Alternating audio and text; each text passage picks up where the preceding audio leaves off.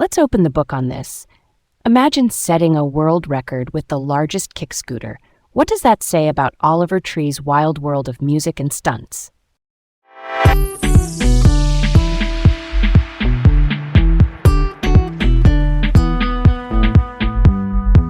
Hey folks, I'm Leah, feeling a bit adventurous today and can't wait to dive into this topic.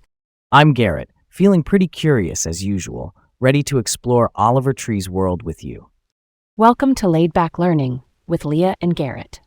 All right, let's set the stage for this one. Today, we're diving into the eclectic life and career of Oliver Tree. Picture this. I click on a music video expecting the usual performance shots, maybe some moody lighting, and then I see this guy in a neon windbreaker flying through the air, cracking jokes, and somehow still pulling off a heartfelt hook. That was my first real encounter with Oliver Tree. I was like, okay, this isn't just a song, this is a skit, a stunt show, and a short film rolled into one. The video pulled me in with the comedy, but I stayed because the storytelling felt oddly sincere. It sent me down a rabbit hole of his characters and the way he built each album era like a mini universe. Real talk. I walked away thinking his videos are more like performance art than traditional promos. Little movies with their own rules and the music as the heartbeat running through them. Let me paint the picture for you. Oliver Tree Nickel, born in 1993 in Santa Cruz, California, was a singer, rapper, producer, filmmaker, and comedian who treated the internet like a stage. From about 2010 until his death in 2026, he built this mashup persona where alternative rock, indie pop, and hip-hop sat next to sketch comedy and jaw-dropping stunts. He wasn't just posting memes to promote songs. The memes and the songs were part of one plan, like different instruments in the same band. And genre blending was his default setting. He sang, played guitar and keys, and stacked those textures on rhythm-heavy beats that nodded to both rock shows and dance floors. If you're new to him, think of his videos as mini-movies. Each one introduces a character, a costume, and often a physical challenge like a stunt that gives the song a plot. It's like the audio is the script's theme and the visuals are the action set pieces that make it unforgettable. That's pretty cool, right? It mattered in viral culture. One sticky hook plus an outrageous visual equals shareable gold. His approach made platforms do the work.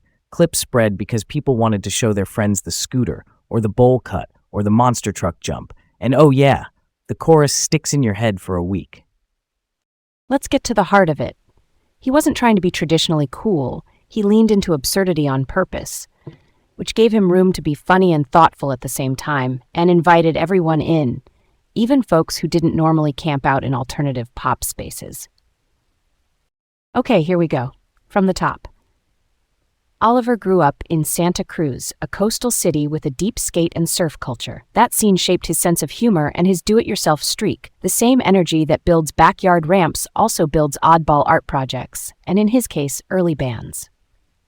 He cut his teeth singing and playing guitar in a ska band called Irony. Ska, by the way, is that upbeat Jamaican-born style with punchy horns and offbeat rhythms designed to move a crowd. Those early gigs taught him stage presence and how to crack a joke between songs without losing momentum. Then he launched solo work under the name Tree.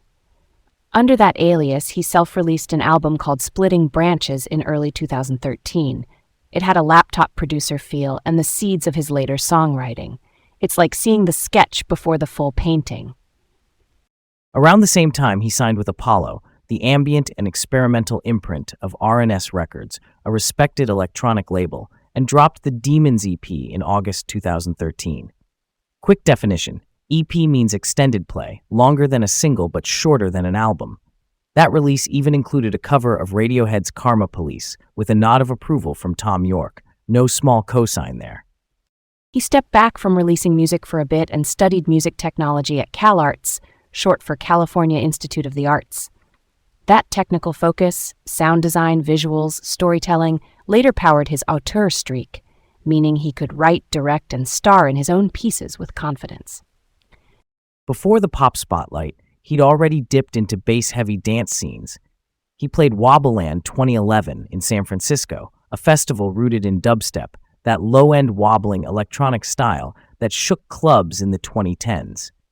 That early immersion taught him modern drops and texture building. By March 2016, he resurfaced on Getter's track Forget It. Getter is an American EDM producer known for bass music and genre flips.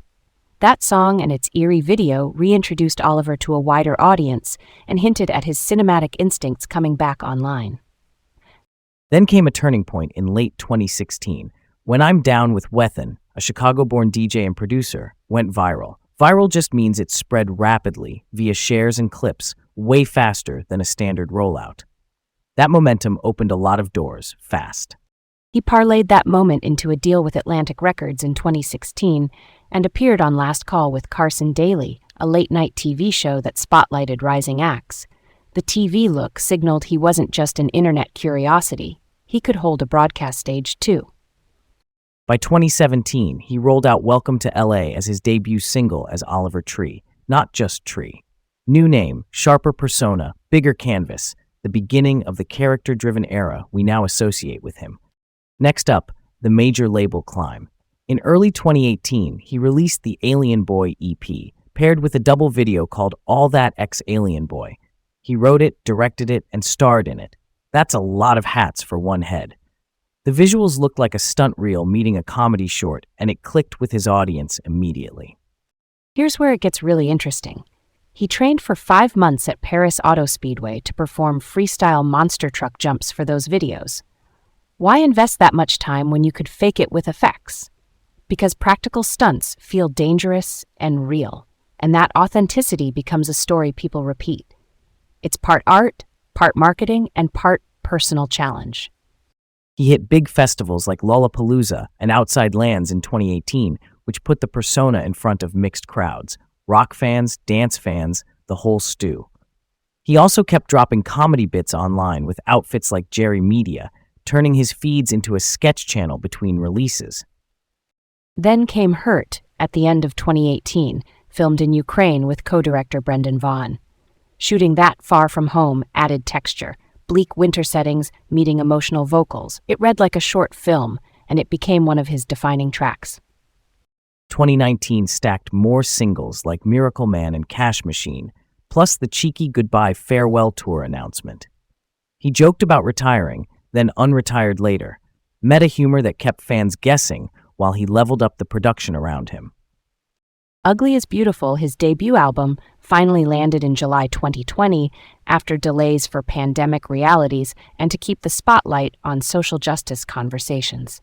Those choices showed he was paying attention to the world beyond the rollout calendar. And in that same window, he set a Guinness World Record by building the world's largest kick scooter, then rode it publicly. It was absurd in the best way, a literal big idea that synced perfectly with his album drop, headline-ready and meme-ready at once. The deluxe edition in 2021 brought Life Goes On, which surged onto global charts and short-form video feeds. Then Cowboy Tears arrived in 2022 with country-tinged aesthetics. Not straight country, more like alt-pop wearing a cowboy hat with a wink. He kept crossing into dance lanes, too. Miss You, a Robin Schulz remix using his vocal, became a European club and radio mainstay.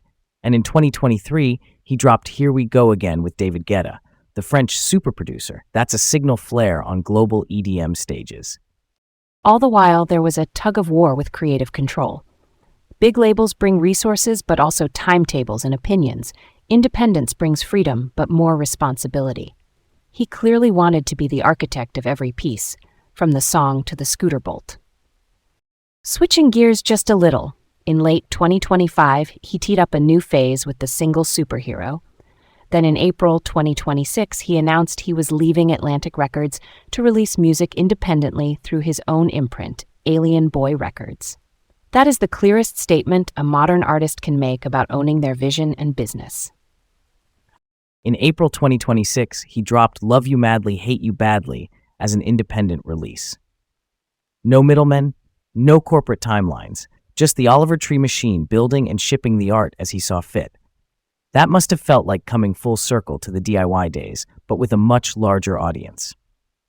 Then came the audacious tour plan in May 2026. He announced the world's first world tour, aiming to perform on all 7 continents. Yes, including Antarctica. It was equal parts concert routing and live-action stunt concept, totally on brand for him. The tour kicked off in May 2026 in Mexico City, then hit São Paulo in June 2026. Early shows were high energy, with that signature blend of humor, costumes, and big hooks. You could feel the global momentum building. Tragically, in June 2026, he died in a mid-air helicopter collision in Rio de Janeiro, Brazil, along with 5 others, including Argentine YouTuber Gatsby and film director Lucas A. Vignale. A mid-air collision means 2 aircraft strike each other while flying. It's as devastating as it sounds. The next day, authorities said the cause was still under investigation. With aviation incidents, that's standard. Investigators need time to review flight data, maintenance records, weather, and communications. It's careful work. His legacy, though, landed instantly. He left a blueprint for how to merge music, comedy, and daredevil visuals into a single creative identity that audiences could follow from era to era. Let's unpack this difficult piece. The cause of that helicopter collision remains one of the big unanswered questions. I keep thinking about how unconfirmed reports can shape public perception in the wrong direction. If a rumor catches fire, it becomes the story, even when the final report says something else entirely. That's close to the heart of it. Fans are grieving, and grief wants a why. Closure matters. When information is incomplete, people fill the gaps, sometimes with speculation. I totally get the need to wait for the official findings, but emotionally speaking, that waiting can feel endless. Why do you think speculation moves faster than caution here? Is it just the internet doing what it does, or is there more to it when the person was so tied to spectacle and headlines during their life? Both. The internet rewards speed and surprise. That's the algorithmic fuel. But with Oliver specifically, the spectacle was part of his art. When someone lives big in public, every detail after a tragedy feels magnified. The challenge is honoring the truth while also honoring the emotional reality that people are sitting with. So, best practice might be to separate confirmed facts from open questions and resist assigning blame until the investigators publish.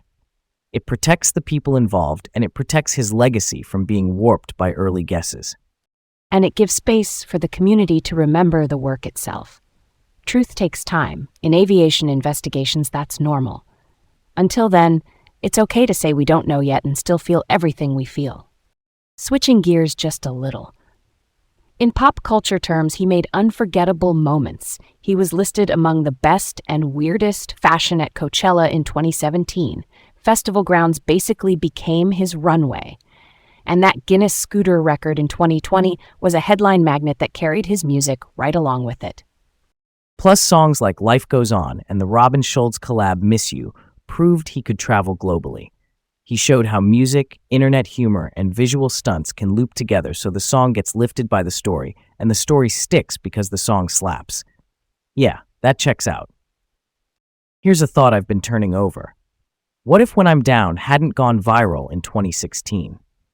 Without that rocket boost, maybe the Atlantic Records deal doesn't happen right then. I could see him staying longer in the electronic underground, producing for bass artists, building his director reel, and touring smaller rooms.